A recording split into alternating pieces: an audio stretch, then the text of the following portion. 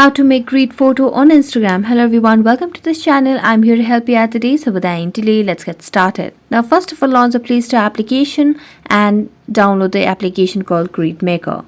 So you'll need this application in order to make a grid. So simply tap on open. Here what you simply need to do over here is select the option of Grid Maker. And as you tap on the option of Grid Maker, you can simply select any of the images. So if I want to select this particular image over here, now you can select the aspect ratio. You can select on 3:1, 3:2, 3:3 or any option. So if you want to add a grid on Instagram, I'm going to select on 3:3 and then simply select on the check mark at the top right corner of the screen.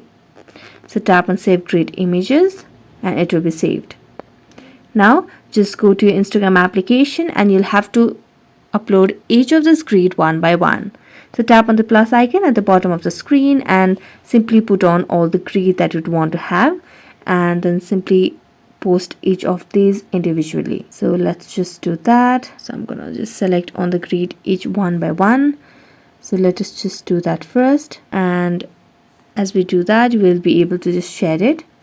So let's just share it over here for now and make sure you have stable Wi-Fi connection on your device.